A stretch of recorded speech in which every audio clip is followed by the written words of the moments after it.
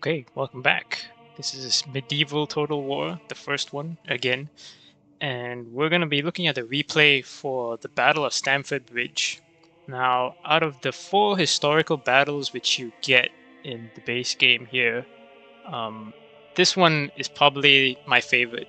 Just because the way the battle is designed, it teaches the player the importance of fatigue and morale. And it shows that the base stats of like armor, piercing, damage, this, that, and the other, it's not the only factor that determines the outcome of a battle.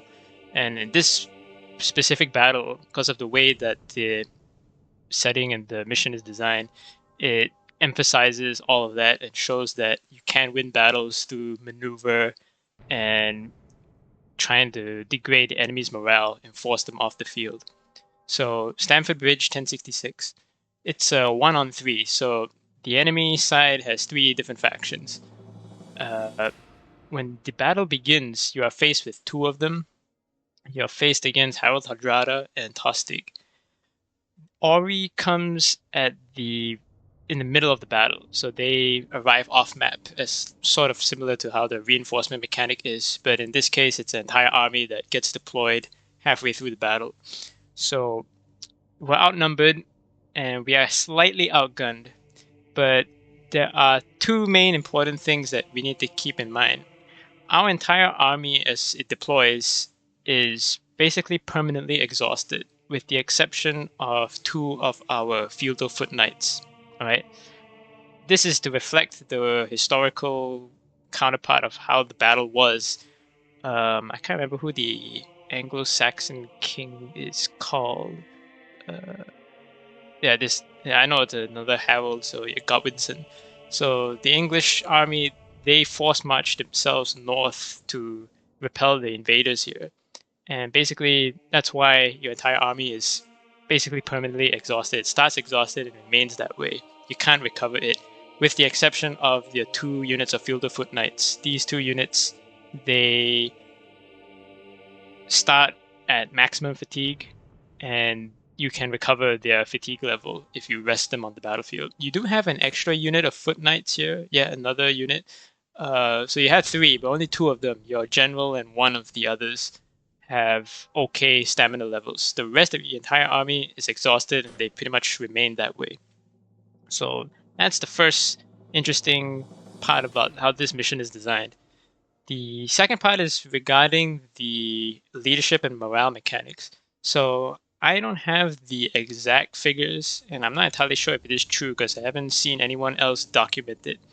But the way medieval Total War games it out is that each of the individual armies, they sort of have their own kind of leadership stats.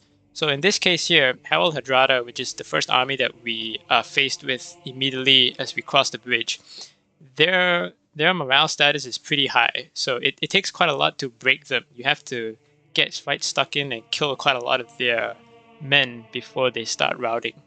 The same can't be said for the other two armies, Tostig and Ori here. You can break their armies pretty easily with just a few charges into their lines. But because they're all on the same faction side, faction because there are three different armies, but they're all the enemy. They're all working together.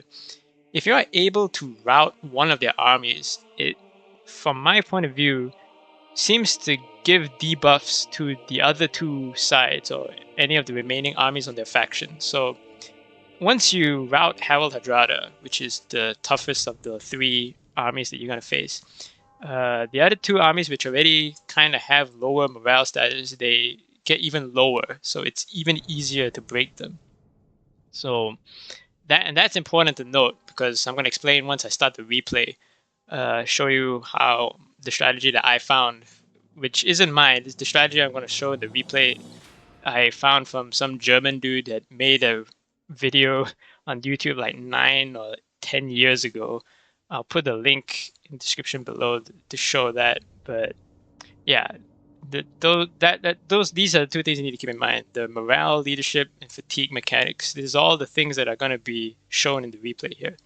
So just to run down through the order of battle, we have a pretty decent army. There's no cavalry. There's no cavalry on our side. There's no cavalry on the enemy side. In terms of skirmishing units, also very limited. Just archers on each side. The bulk of the enemy army is comprised of Vikings and archers. So out of those two, the Vikings are the ones that are the unit that is the most dangerous. And once I start the replay, I'll get into the details for that. But yeah, that's all the background here that I just needed to get out of the way before I start the replay. Because once the replay starts, it's gonna be very hard for me to explain all the things that are going on as the battle is going. So yeah, all right, we will begin with the replay. Okay, so here we go. Now, interesting thing here is that according to how it's recorded, there was a lone Viking that held the bridge for a good few minutes and killed quite a lot of dudes, and that basically let the Viking army to get time to organize and deploy themselves, because they get caught off guard because of the forced march that Godwinson executed to get to this battlefield here. So that's the reason why you start off with some peasants and there's one lone Viking here supposed to simulate that aspect of the battle that occurred at the very beginning. I kind of misplay this because usually it is possible to retreat and then the Viking just sort of goes off and wanders on, so you don't really have to fight the guy. But I was a little bit slow on the commands, so the Viking just rushed across the bridge and now we're taking quite a few casualties here. But it's not going to really affect the overall outcome of this. So it is possible to deploy our army right here on the other side of the bridge and face off against Harald Hardrada and Tostig and win the fight. The problem with that is that it is very, very bloody and costly. I think if you play it perfectly, you'd still suffer like 90% of the casualties. It's very hard to get a good KD ratio. You're going to take a lot of losses. I'll put a link below to somebody else that did it quite recently, I think like a few years ago, of this mission here, where they did deploy the army right across the bridge and engage and win. And you can see the results that you get from there, quite similar. But like I said at the beginning, I'm not going for that. I'm going for the more metagame strategy, where we're going to try and get a better result in terms of our losses to the enemy losses. And I will put the link to the guide that I found the strategy from in the link below. But the basic essence of strategy is simple. We avoid the initial fight with these two armies here. We bypass them and go all the way to the back of the map and engage the third army that's going to come across off map. Now, there's several reasons why we're going to do that. The first one is, for what I said earlier, even though each of the individual armies, from my point of view, have like a different leadership statistic, they are still all on the same faction. So if you rout one of the armies, they then get debuffs to the rest of the other armies. So as I said, the Harald Hardrada, the army here that we're looking at, the first one that's closest to the bridge, that if you want to engage immediately, this is the first army that you have to fight. They have the highest leadership and morale out of all three armies. So if you want to break them and then cause the debuffs to the rest, it's hard. But as I said, if we want to go after the third army that's going to come off map, and if we defeat them fast and quickly, we actually can incur the debuffs to Harald Hardrada, and it makes it easier to defeat them in the long run. Hopefully that kind of makes sense, because it is a little bit confusing. And like I said, I don't actually have the numbers and the documentation to prove that, but I've played this mission like 15 times now because I really struggled with this because I didn't quite understand all the mechanics until after I took the time to research and look into it. So that's one of the reasons why we're going to execute this strategy here, and you can get very impressive result. In this battle here, I get like a 2-to-1 KD ratio, so it is the most impressive result that I have been able to get. The German fella that did it first and posted it on YouTube 10 years ago, I think he got like a 3 to 4-to-1 KD ratio, which was very impressive. He only lost 300 men and basically wiped out the entire enemy force here. I'm not going to get that kind of an impressive result, but it's going to get close. So as you can see here, we're just going to deploy the army. Once you cross the bridge, go immediately right into this patch of woods and then start marching off to the south here. The enemy AI will not engage because the enemy AI will only engage if it thinks that it has an advantage, right? So it's not like in the newer Total War titles where the AI will just come at you no matter what. The characteristics here, and it's not the same for each of the armies, mind you. For Tostig's army here, they are very passive right up until the third army comes into the playing field, in which then they turn aggressive. That's my perspective and how I've observed playing through the last 15 rounds of this mission.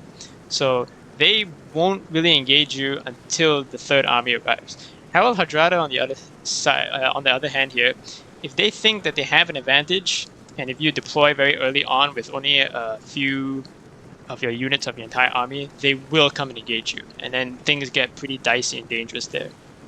So that's what we want to avoid here. So the way that it works out here is that we split the army into two. We keep a detachment of 3 melee units and the rest of the archers all on this side. This way, by having the 3 melee units, the AI here calculates that it's not able to have a decent advantage, and therefore it won't push across the bridge. Even though technically speaking they could very easily overwhelm this, it won't. And that allows our archers to deploy on this far bank here and get quite a lot of easy shots in on the enemy as they're trying to, redeploy and pivot to the rest of the army that's already been deployed on the other side. So that's the thing here. Now, regarding the fatigue and the morale of units, so on paper, Vikings are not that dangerous. The way that the game is modeled is that they're supposed to be armor-piercing units. So if you have armored units, then these guys are dangerous to you. And interestingly enough, we have 4 armored units. We have the 3 units of feudal knights, and we also have a unit of militia sergeants. It's the upgraded spearmen. I can't remember what they're called. I can't find them also. But yeah. Now, usually on paper, and if this was a normal battle, your spearmen, which we have plenty of, they can trade pretty well. If you get them across the bridge, deploy them well into a nice spear wall, you can get good trades against Vikings, because the Vikings, being axe units, they are only really kind of effective against armored units. But the way that it works out in this, okay, so here we have the third army that's already arriving off map. So we're not quite in position. I was a little bit late. It is possible to get here much earlier and jump them just as they come across this hill, but we don't lose that much because, as I said before, this army here, Einstein, they are the weakest of the lot in terms of morale. It doesn't take that much to break their units, and it doesn't take that much to rout the entire army here. So even though we were a little bit late as they're coming off the deployment here, we're going to be able to easily rout them with our swordsmen that we have, the feudal foot knights. So anyway, going back to what I was saying regarding the fatigue. So on paper, Vikings, they're not that dangerous, but because our entire army is exhausted, if you try to fight one-on-one, as I said before, if you just deploy over the bridge, that's the reason why the battle becomes very costly and very hard, difficult, because the Vikings will just melt through your spearmen who are constantly exhausted. And they also pretty much melt through the rest of your units, which are all exhausted. The only saving grace you have are those 2 units of feudal foot knights that do not have the exhaustion penalty. And this is why I like this mission, because even though the Vikings were the anti-armor unit, in this mission, if you don't use your armored units, you pretty much get wiped out. And that's because the fatigue mechanic is more important than the anti-armor and the armor mechanics and the damage mechanics. So that's why I really like this mission, is that it shows the player that the base damage and the formation of battle lines and this, that, and the other is not the most important. Exhaustion, fatigue, and of course, as we see here, once we've already routed this third army, morale and leadership, these are all things that you are, as the player, able to influence and utilize to win battles. So we've already routed that third army that came across off map. As I said before, I don't have the full documentation or proof, but the other two armies that are remaining here, Hal Hadrada and Tostig, they are now weaker in terms of their leadership. It won't take as much effort for us to break both their armies now because of the already routed army over there. They've been debuffed. So now that we have finished that off, we're just mopping up what's remaining of Einstein's army, and we're redeployed. Well, we're redeploying the force that we sent over. On the other side, we've pushed across because Hal Hadrada and Tostig, once we rout the third army that comes off map, they retreat further afield to this sort of high ground area. It's not too steep, but it is higher ground, and they have the forest to their back. So this is their fallback position, which they usually retreat to. So that allows the rest of the units that we left behind to cross over without any problems. So we're going to concentrate all our forces right up here into the middle, and then we're going to go straight in for the kill. So yeah, regarding the fatigue and morale, so it's counterintuitive when you look at it on paper.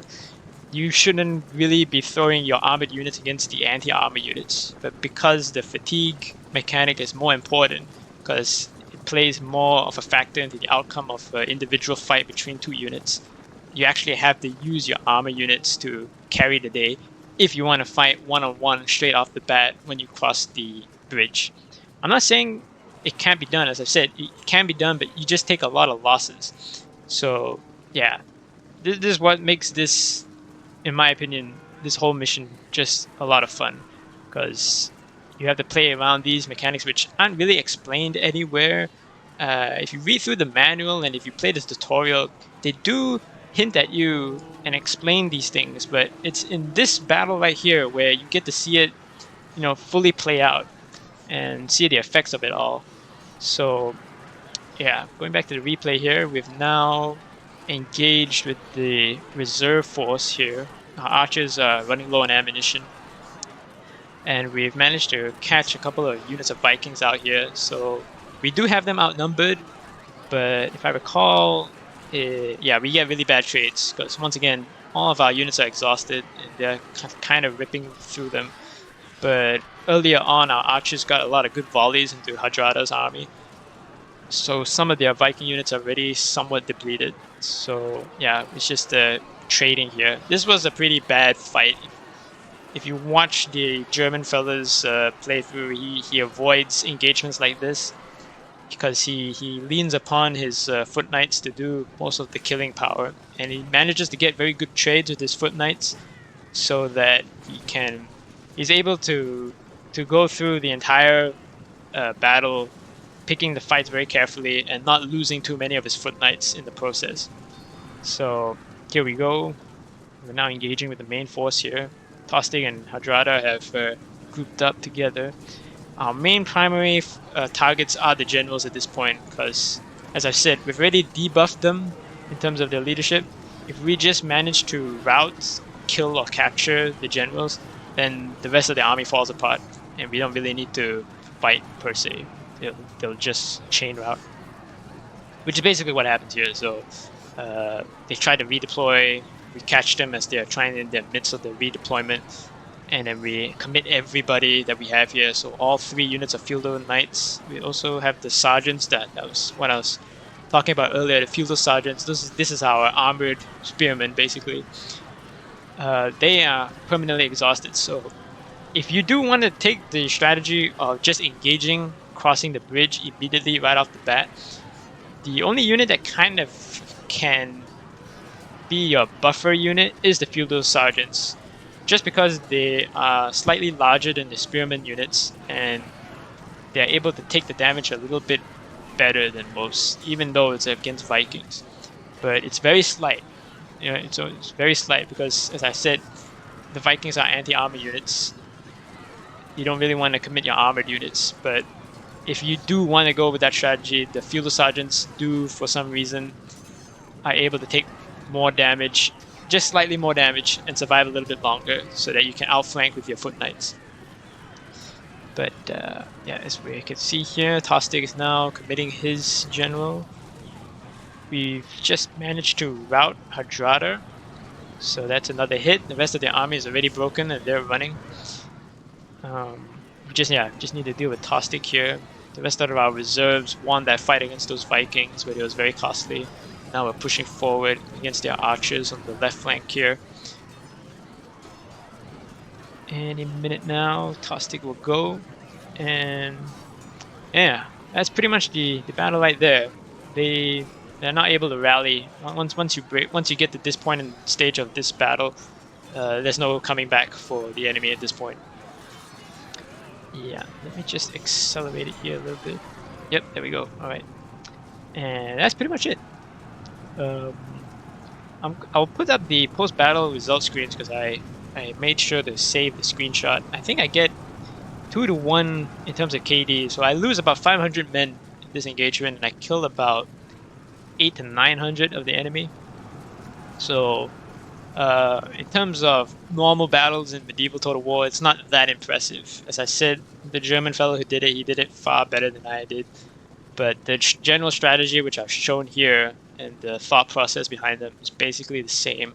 At least I think it is the same because the guy was speaking in German, so I don't know exactly what made him figure out the way that he executed the battle. But this is what I've learned playing through 15 times, replaying this single battle to get to this result. So yeah.